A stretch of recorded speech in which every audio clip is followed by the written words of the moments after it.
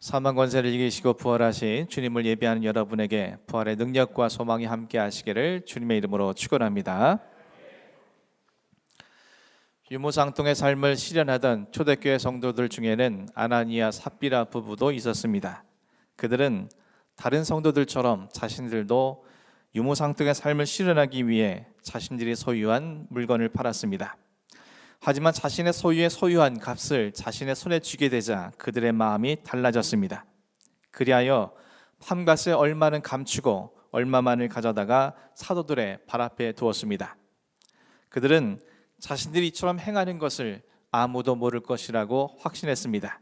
다시 말해 하나님도 사람도 속일 수 있다라고 생각한 것입니다. 하지만 그들은 성령님과 하나님을 속일 수 없었고 베드로도 속이지 못했습니다. 결국 그들은 성령님과 하나님을 속이려 했다가 죽임을 당하고 말았습니다. 하나님께서 그들의 생명을 거두어 가신 것은 하나님을 속일 수 있다고 믿는 생명은 이 땅에 생명으로서 존재할 가치가 없다는 의미이며, 하나님을 속일 수 있다고 확신하는 생명은 참 생명이 아니라 헛되이 인생을 살다가 허망하게 사라질 거짓 생명이기 때문이었습니다. 더군다나 그들의 심령은 하나님으로 채워진 것이 아니라 사탄이 그들의 마음에 가득했다라고 성경은 밝혀주고 있습니다. 만일 그들이 더 살아간다면 그들은 사탄의 도구가 되어서 다른 사람과 자신을 해치는 흉기에 지나지 않을 것이기에 하나님께서는 그들의 생명을 취하신 겁니다. 이어지는 오늘 본문 12절과 13절 말씀입니다.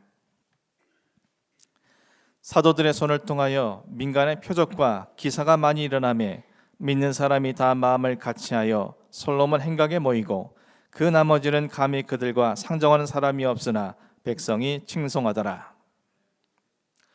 오늘 본문은 사도들을 통하여 민간에 많은 표적과 기사가 나타났다라고 증언을 하고 있습니다. 그리고 본서를 기록한 누가는 사도들의 손을 통해서 많은 기적과 표적이 나타났음을 강조하고 있습니다.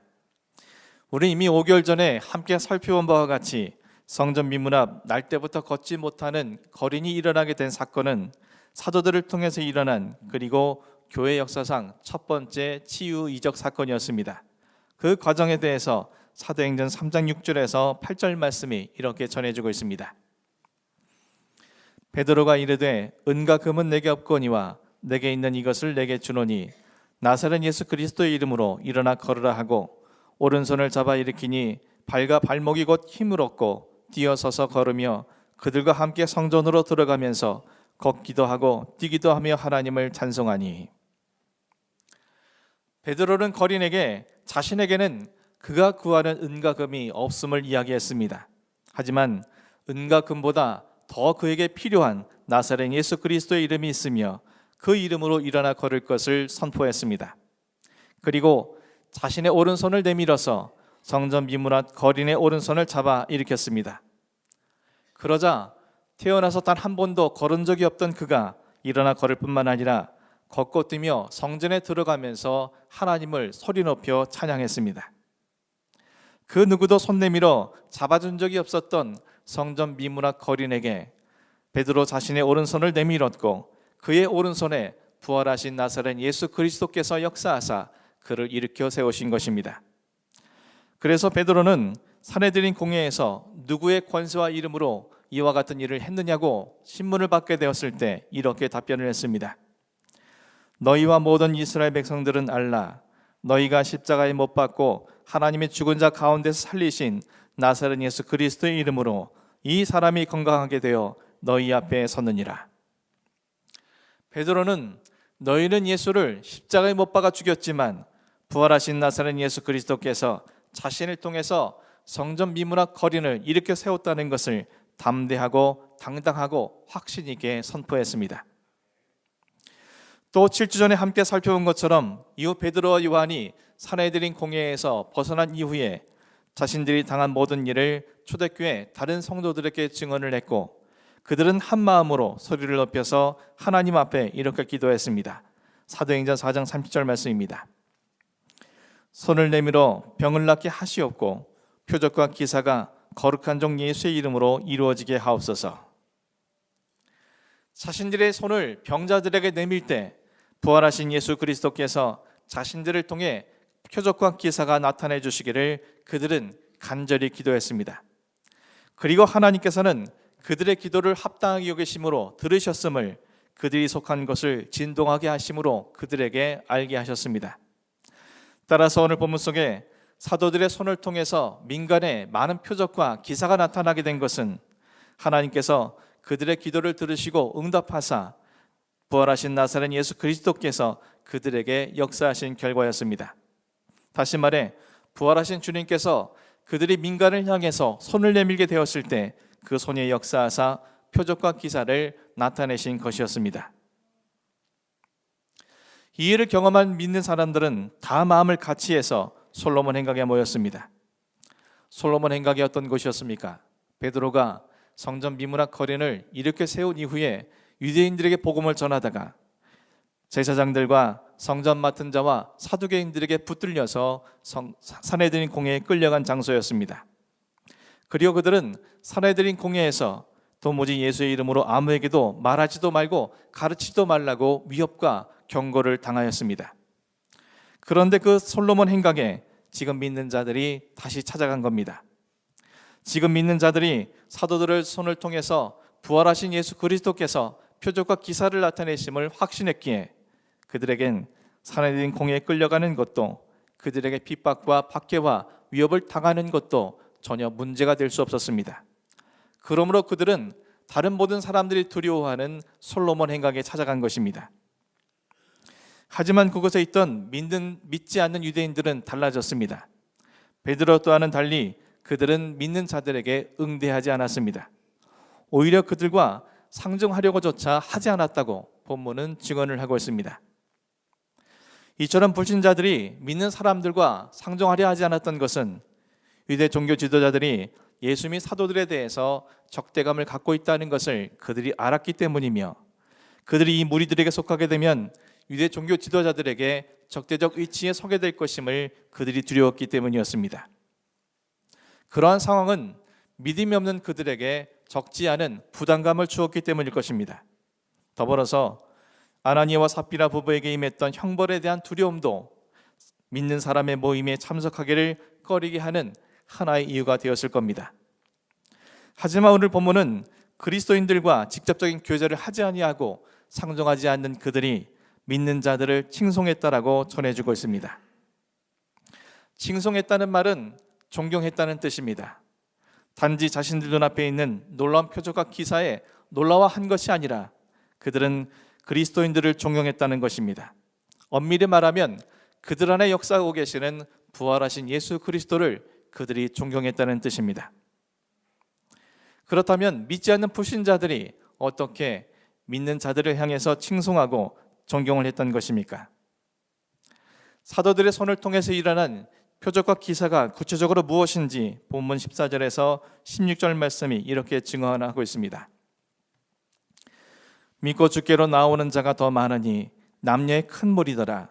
심지어 병든 사람을 메고 거리에 나가 침대와 요 위에 누이고 베드로가 지날 때 혹 그의 그림자라도 누구에게 덮일까 바라고 예루살렘 부근에 수많은 사람들도 모여 병든 사람과 더러운 귀신에게 괴로움받는 사람을 데리고 와서 다 나음을 얻으니라. 남녀의 큰 무리가 예수를 자신의 구주로 영접한 가운데 스스로 움직일 수 없는 중환자를 그 환자의 가족들이 침대와 요에 누인 채 사도들을 찾아왔습니다.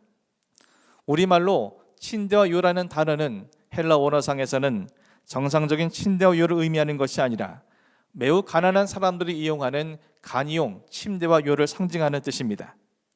이는 곧 본문 속의 사람들은 자기 가족 중에 중환자를 정상적으로 침대에조차 누일 수 없는 매우 국빈한 사람이었던 것을 확인할 수 있습니다. 그토록 가난한 형편이니 가족 중에 중환자가 있다 한들 어찌 의사에게 찾아갈 수가 있었겠습니까? 그들 가운데 가족의 병치료를 하면서 자신의 전 재산을 날리고도 치유받지 못한 사람들이 왜 없었겠습니까? 그런 사람들이 자기 가족 중에 중환자를 평상체로 데리고 사도들을 찾아온 것입니다. 하지만 사람들이 너무 많이 운집되어 있어서 사도들 앞에 직접 나아가는 것은 불가능했습니다. 그들은 어쩔 수 없이 베드로가 지나가리라고 예상되는 길목에 환자들의 평상을 내려놓습니다. 혹 지나갈 때 베드로의 그림자라도 덮이면 환자들이 나을 것이라는 믿음 때문이었습니다. 이 말은 그들이 베드로의 치유 능력을 맹목적으로 믿었다는 뜻이 아닙니다. 그것은 사도들이 전하는 부활하신 예수 그리스도의 생명과 능력을 그들이 진심으로 믿었다는 뜻입니다. 그 가난한 사람들이 그리고 환자가 얼마나 간절하게 예수 그리스도를 믿었는지는 우리는 충분히 짐작할 수 있습니다.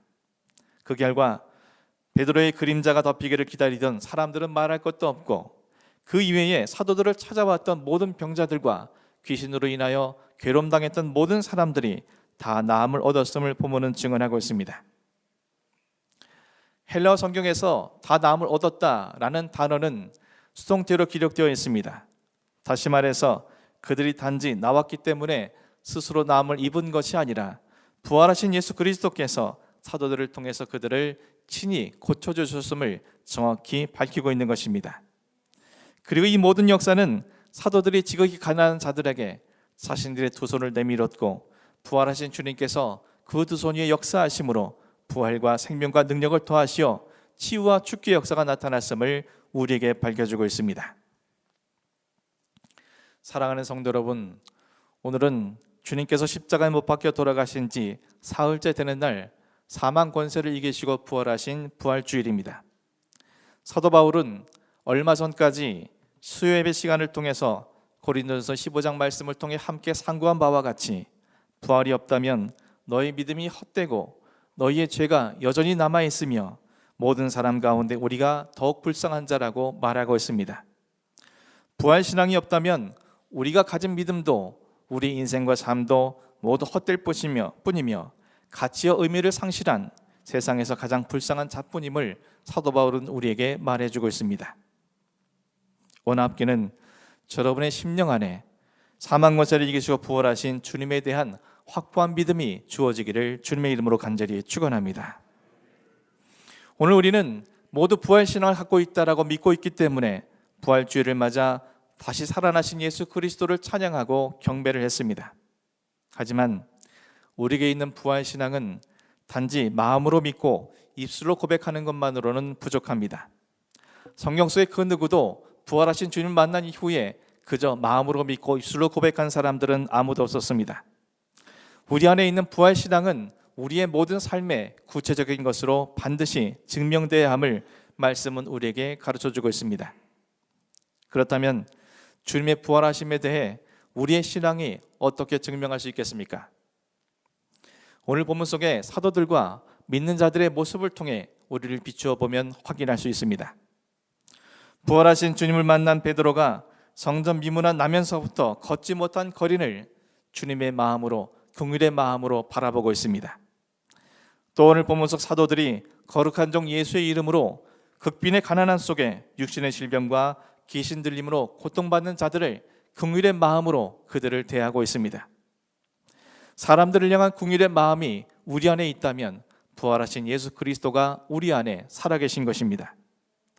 그 누구도 손 내밀어 잡아준 적이 없던 거린에게 자신의 오른손을 내어주었던 베드로처럼, 또 본문 속 사도들이 자신들의 손을 가난하고 병들고 귀신 들린 자들을 위해 내어놓은 것처럼 우리의 두 손이 나를 넘어서 타인을 향해 있다면 우리 안엔 부활하신 예수 그리스도가 살아계신 것입니다.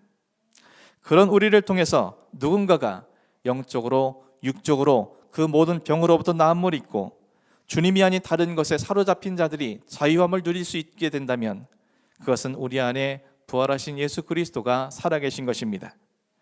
믿지 않는 유대인들이 초대교회 성도들을 칭송하듯이 내 주변에 믿지 않는 자들이 우리를 인정해주고 존중해주고 존경하고 있다면 우리 안에 살아계신 예수 그리스도께서 계신 것입니다. 반대로 우리가 아무리 부활신을 가진다고 말할지라도 우리 안에 긍휼의 마음도 섬김의 두 손도 많은 사들에게 칭송도 듣지 못하고 있다면 우리 안에 정말 부활신앙이 있는 것인지, 정말 부활하셔서 살아계신 예수 그리스도가 우리 안에 계신 것인지 우리는 반드시 우리 스스로를 직시할 수 있어야 합니다.